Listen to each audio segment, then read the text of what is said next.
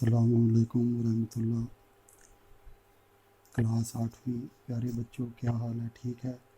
आज हमने सबक number 10, lesson number 10, social study, class 8वीं, भारत में ईस्ट इंडिया कंपनी की स्थापना के बारे में पढ़ना है। प्यारे बच्चों, इससे कबल हमने लेसन नंबर 9 पढ़ा था, भाग 2 सोशल स्टडी। उसमें हमने सबक का नाम था कहाँ, कब तथा कैसे।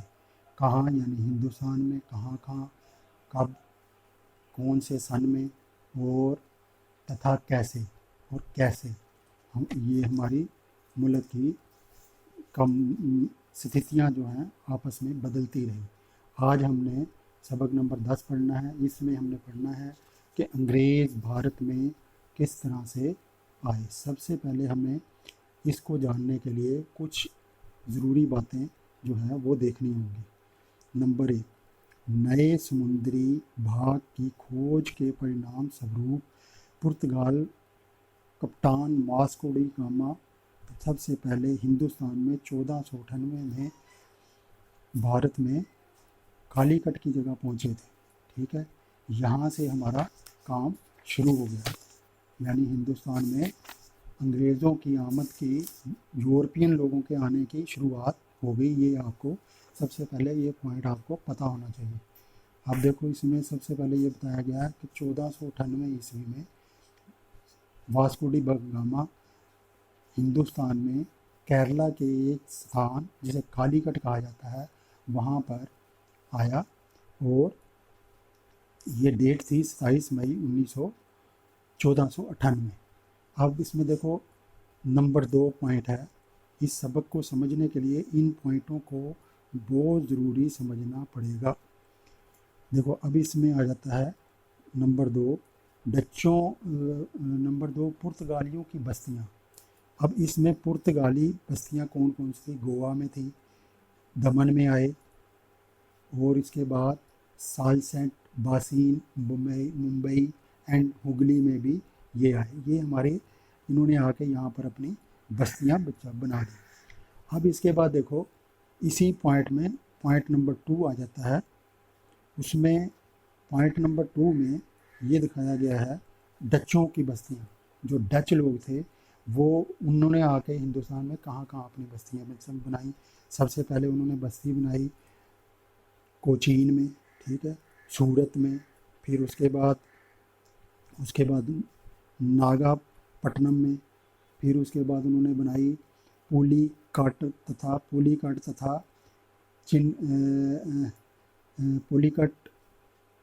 कोचीन, सूरत, पुलिकट तथा चिनसूरा में भी उन्होंने अपनी बस्तियाँ बनाई। ये बनाई किन्होंने? डच वालों ने। अब इसके बाद देखो, फ्रांस की कुछ कंपनियां हिंदुस्तान में भी आई। तीसरे पॉइंट में देखो, यहाँ गया फ्रांस की कुछ कंपनियां जो है वो भी हिंदुस्तान में आई। पौंडीचेरी में आके उन्होंने अपनी बस्ती चलाई। चंद्रनगर तथा कारीकल में भी उन्होंने अपनी ये बस्तियां बसाई। अब बारी आ जाती है अंग्रेज़ों की। अब देखना है चौथे नंबर पर, देखो अंग्रेज़ों ने अपनी बस्तियां कहाँ कहाँ पर, ये अंग्रेज़। अब इस सबक में हमें ये पता लग गया कि समुंदर के ज़रिए वह सबसे पहले कप्तान वास्को डी गामा सबसे पहले 27 मई 1498 में भारत में कालीकट पहुँच गए। उसके बाद यूरोप की बहुत सी मुल्कों के लोग उन्होंने आके हिंदुस्तान में अपनी बस्तियाँ, पुर्तगालियों ने बनाई, डचों ने बनाई, और फ्रांसीसियों ने बनाई, और अंग्रेज़ों की बस्तियाँ भी यहाँ पर बननी शुरू हो गई। अब अंग्रेज़ों ने अपनी बस्तियाँ कहाँ पर बनाई? जिन्होंने इन सबसे ज़्यादा हिंदुस्तान को लूटा और हिंदुस्तान में अपना राज किया, वो हम देखते हैं सूरत जो गुजरात में है, अहमदाबाद जो गुजरात में है, ठीक है, और इसके बाद देखो बलूच, आगरा, मुंबई तथा कलकत्ता में भी इन्होंने अपनी बस्तियाँ बनाई। ये पॉइंट हो गया, ठीक है। अब इसके बाद इसका पॉइंट नंबर 3 आता है, मेन पॉइंट नंबर 3। उसमें बताया गया है कि अंग्रेज़ी ईस्ट इंडिया कंपनी की स्थापना 31 दिसंबर 1600 ईस्वी में हुई। अब इसमें हम पहला जो सबक पढ़ रहे हैं इसमें सब पॉइंट यही है, हेडिंग यही है, भारत में ईस्ट इंडिया कंपनी की स्थापना कब हुई। ये आपको जनरल नॉलेज के तौर पर भी पता होना चाहिए कि ये 31 दिसंबर 1600 ईस्वी में हुई। अब इसके बाद पॉइंट नंबर 4 है 1615 ईस्वी में सर थॉमस रो, हम देखो इसमें ये दिया गया 1615 में सर थॉमस रो जो कंपनी की प्रतिनिधि था, यानी उनका एक लीडर था कंपनी का बहुत बड़ा, मुग़ल बादशाह जहांगीर जो है से व्यापारिक रियायतें लेने में सफल हो गया। यानी भारत में उस वक़्त जहांगीर का राज्य था, मुग़ल बादशाहों में से जहांगीर जो राजा था वो करता था। अंग्रेज़ों ने अपनी चालाकियों और हमदर्दियाँ जीत कर यहाँ पर व्यापार करने की बहुत सी सहूलियात ले ली, जिसमें टैक्स वगैरह उनको माफ़ था, ठीक है, और उनको व्यापारी रियायतें दी गई। जैसे गवर्नमेंट व्यापारियों को बहुत सी रियायतें देती हैं ताकि वो तरक्की करें, इसी तरह इन्होंने भी अंग्रेज़ों को ये तरक्की दी। अब इसके बाद आ जाता पॉइंट नंबर 5। 1717 ईस्वी में कंपनी को मुग़ल बादशाह 1717 ईस्वी में कंपनी को मुग़ल बादशाह फ़ारूक सैयर से बंगाल, बिहार तथा उड़ीसा में बिना चुंगी कर दिए व्यापार करने का अधिकार मिल गया। अब 1717 में इन्होंने चुंगी और कर, पहले चुंगी यानी किसी शहर में दाखिल होने के टैक्स दिया जाता था वो, और उसके अंदर और जो टैक्स होते स्टेट टैक्स वगैरह वो सारे उन्होंने माफ़ करा दिए। अब इसके बाद पॉइंट नंबर 6 जहाँ पर अंग्रेज़ों का राज हमारा शुरू हो जाता है, प्लासी की लड़ाई। अब ये सबसे नीचे देखो प्लासी की लड़ाई आपको नज़र आएगी। अब इसमें जब इन्होंने बहुत सी सहूलियात लेने के बाद अपना दबदबा बना लिया अंग्रेज़ों ने, तो उसके बाद अंग्रेज़ों ने क्या किया कि इसमें जो प्लासी की लड़ाई उन्होंने अंग्रेज़ों के साथ लड़ी बंगाल के नवाब सिराजुद्दौला के बीच 23 जून 1757 ईस्वी को हुई। 1757 ईस्वी तक अंग्रेज़ों ने अपना जाल व्यापारिक ईस्ट इंडिया कंपनी के ज़रिए से पूरे हिंदुस्तान में बिछा दिया था तकरीबन। और सबसे पहले बंगाल में उन्होंने ईस्ट इंडिया कंपनी जो खोली थी, उसमें वहाँ पर सिराजुद्दौला जो वहाँ का बादशाह था, जो कंट्रोल कर रहा था, उससे उन्होंने पहली लड़ाई प्लासी की लड़ाई उन्होंने 1757 ईस्वी में शुरू कर दी। और उससे सिराजुद्दौला को भी ये एहसास हो गया था कि अंग्रेज़ ऐसा ऐसा अब हमारे देश में कब्जा कर रहे हैं। बच्चों इसको अच्छी तरह समझने के बाद जब हम पॉइंट नंबर 7 पर आते हैं तो बक्सर का युद्ध उसमें बताया जाता है। 23 अक्टूबर 1700 नीचे देखो 1764 में ईस्वी को अंग्रेज़ों तथा कासिम सिराजुद्दीन शाह आलम द्वितीय के मध्य में हुआ। अब ये सिराजुद्दीन दौला के बेटे के जो उसका वली वारिस था सिराजुद्दौला शाह आलम द्वितीय के दूसरे के बक्सर का युद्ध हुआ, और इसमें अंग्रेज़ों ने बहुत ज़्यादा कामयाबियाँ हासिल की। ठीक है, अब हम आते हैं अब अपने मेन हेडिंग की तरफ, भारत में ईस्ट इंडिया कंपनी की स्थापना। अब हमने इसमें पूरा मफहूम पढ़ लिया, देख लो इसमें वही चीज़ पहले पैरे में दिया गया। अब इसमें व्यापारिक युद्ध, अब व्यापारिक युद्ध पैरे नंबर 2 में जो मैंने आपको पॉइंट नंबर 2 बताया था कि व्यापार करने के लिए वो आए, उन्होंने बहुत सी सहूलियात ले ली। अब 3 में देखो अंग्रेज़ी ईस्ट इंडिया कंपनी 1600 ईस्वी जो मैंने तुम्हें बताया था, इसमें 1600 ईस्वी में ईस्ट इंडिया कंपनी ने अपनी एंट्री की।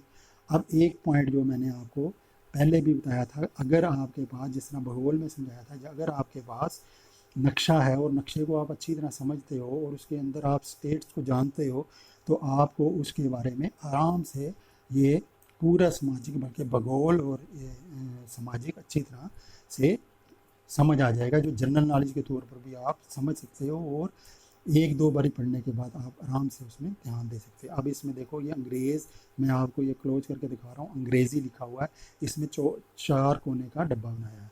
डच लिखा हुआ है, गोल डब्बा बनाया हुआ है, चौरस खाली डब्बा है, फ्रांसीसी पुर्तगाली। अब ये जो मैंने आपको इस हिंदुस्तान में समझाया था वो इसमें इस नक्शे के अंदर पूरा समझाया गया। देखो अब इस नक्शे को ज़रा गौर से देखो, इसमें जो डब्बे बने हुए हैं ये अंग्रेज़ हैं। अंग्रेज़ों ने कहाँ कहाँ आके कब्ज़ा किया, कहाँ कहाँ अपनी बस्तियाँ बनाई। सूरत देखो, सूरत नक्शे में आ गया, और उसके बाद कलकत्ता आ गया, पछली मछली पछली पटम ये आ गया, ठीक है।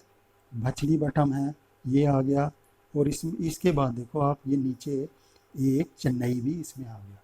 अब जो दूसरा गोल सा एक दायरा है, जो गोल गोल डच वालों का है, अब इस गोल डच के जो नक्शे है, डच का जो नक्शा है उसको देखो हमारे हिंदुस्तान में कुछ से पूली पुलिकट, ठीक है।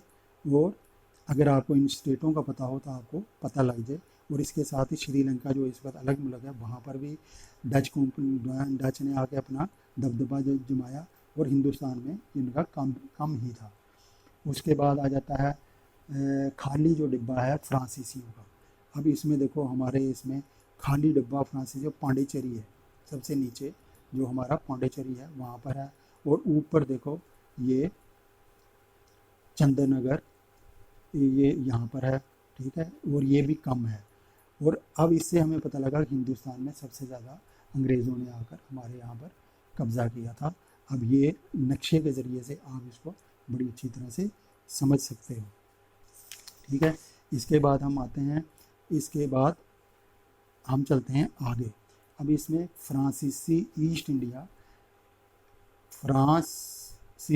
इंडिया कंपनी के बारे में बताया गया। भारत में अंग्रेज़ी ईस्ट इंडिया कंपनी की स्थापना 1664 में फ्रांसीसी भारत में अपनी व्यापारिक कंपनी की स्थापना की। अब फ्रांस वालों ने, उन्होंने, अंग्रेज़ों ने, तो हमने पढ़ा कि वो अपनी स्थापना 1600 ईस्वी में की। और फ्रांसीसी जब आए, उन्होंने अपनी बस्तियां जो बनाई वो कब बनाई, वो उन्होंने 1664 में बनाई। और कहाँ कहाँ बनाई, चंद्रनगर, माही तथा कारीगर की स्थापना में बस्तियां स्थापित की। डरमा तथा डुप्ले नाम की फ्रांसीसी गवर्नरों के नेतृत्व में फ्रांसीसी कंपनी ने बहुत उन्नति की। फ्रांस के बढ़ते प्रभाव को रोकने के लिए अंग्रेज़ों के फ्रांसीसियों के साथ संघर्ष किया। अब देखो यहाँ पर ये लोग फ्रांसीसी और पुर्तगाली और अंग्रेज़ आपस में ही भिड़ने शुरू हो गए। वो इसलिए क्योंकि उनको पता था कि हिंदुस्तान के राजाओं की स्थिति कमज़ोर हो चुकी है, और इसको हमने हम में से जो है वो कौन इनमें से ज़्यादा तरक्की करेगा। अब इसमें देखो ये इलाकों में इन्होंने अपनी बस्तियां बना ली, ठीक है। ये यहाँ तक जो है हमने इनको पढ़ लिया। अब इसके बाद नीचे आप देखो, यहाँ पर उन्होंने जिक्र किया, क्या आप अंग्रेज़ों और फ्रांसीसियों के मुख्य युद्ध आरंभ होने के कारण जानते हो। इसमें एक पॉइंट ये भी आता है, कारण अब सामने आ गया। कारण क्या थे, कारण यही थे कि व्यापार अपना बढ़ाना और हिंदुस्तान में अपनी राज्य स्थापित करना, अपनी ताकत को बढ़ाना। अंग्रेज तथा फ्रांसीसी एक दूसरे के कट्टर शत्रु थे। इन संघर्ष के अंतर्गत कर्नाटक में भी 3 युद्ध हुए। अब कर्नाटक के इलाके में फ्रांसीसियों और अंग्रेज़ों के बीच में 3 युद्ध हुए। यानी कर्नाटक का पहला युद्ध जो 1746 ईस्वी में हुआ था, ठीक है। और दूसरा युद्ध देखो, कर्नाटक का दूसरा युद्ध कब हुआ, 1748 ईस्वी में हुआ, ठीक है। कर्नाटक का तीसरा युद्ध 1756 ईस्वी में हुआ। अब ये जो है फ्रांसीसी और इनका जो है यहाँ तक जो काम है ये आपस में चलता रहा। अब इसके बाद आप देखो ये तीसरा युद्ध 1756 में। अब इसका मेन कारण जो, अगर आप इन पूरे सबक में देखोगे, पढ़ोगे, तो वो फ्रांसीसियों और अंग्रेज़ों की आपस में एक दूसरे से ज़्यादा सबकत ले जाना या हिंदुस्तान को अपने कंट्रोल में करना, उनका ये मकसद था, ठीक है। ये 3 युद्ध हो गए, ठीक है। और इससे पहले कर्नाटक का आपने देखा युद्ध नंबर कर्नाटक का 1746 ईस्वी में, और युद्ध नंबर 2 1748 ईस्वी में। और इसी तरह तीसरा कर्नाटक का तीसरा युद्ध जो है वो 1756 ईस्वी में हुआ। अब बच्चों इसको आगे हम इसका अगला चैप्टर जो शुरू होता है, अंग्रेज़ों द्वारा बंगाल की विजय। अब देखो हमने अपने नक्शे में देखा था कि बंगाल में जो सबसे पहले अंग्रेज़ों ने आके अपनी ताकत को बढ़ाया, ठीक है। अब इसमें देखो तो अंग्रेज़ों तथा द्वारा बंगाल की विजय। अंग्रेज़ों ने बंगाल में कैसे विजय हासिल की, ये हमने पॉइंट्स में पहले पढ़ लिया, मैंने बता दिया। ये जो है ईस्ट इंडिया कंपनी को 3000 रुपये वार्षिक कर के बदले में बंगाल, बिहार तथा उड़ीसा में अधिकार दिया गया था, वो अपने निजी व्यापार को भी इनमें भी तरक्की कर रहे थे, क्योंकि उसमें शाही को बहुत घाटा पड़ रहा था। और उन्होंने इसमें इस अब लास्ट में आकर अंग्रेज़ों से जो ये मुग़ल थे, ये इनको घाटा पड़ रहा था, इन्होंने इनसे कर लेने के बारे में सोचा। लेकिन अंग्रेज़ों को जो सहूलत मिली थी वो उसको छोड़ना नहीं चाहते थे, और उसको आपस में इन्होंने क्या किया कि इनका युद्ध होना, इनके आपस में टक्कर होनी शुरू हो गई। सिराजुद्दौला और बंगाल के नवाब तथा बंगाल व्यापारिक रूप से बहुत महत्वपूर्ण था, इसलिए अंग्रेज़ों तथा फ्रांसीसियों के ने कलकत्ता में किलेबंदी करनी शुरू कर दी, तथा नवाब सिराजुद्दौला इसे सहन नहीं कर सका। अब इधर से फ्रांसीसी भी लगे हुए थे और उधर से अंग्रेज़ भी लगे हुए थे, बंगाल में आकर वो अपना व्यापार बढ़ा रहे थे। और ये जो है सिराजुद्दौला को बर्दाश्त नहीं हुआ, और उसने ये सबसे पहले ये एक चिंगारी जो है प्लासी के युद्ध में बदल गई, और ये प्लासी का अब अगला युद्ध शुरू हो गया। प्लासी का युद्ध ये इसका दूसरा कारण बना। प्यारे बच्चों, आज हम यहाँ तक पढ़ेंगे, और इसको आप अच्छी तरह सबक को अच्छी तरह देख लो, और इसके मेन पॉइंट आज आपने पूरे याद करने हैं, ठीक है। इसके अलावा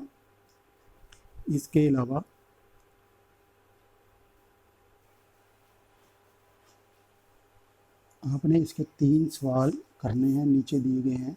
ये 12 सवाल हैं। 12 सवालों में से आपने इसमें सवाल नंबर 1, भारत में पहुंचने वाला प्रथम पुर्तगाली कौन था?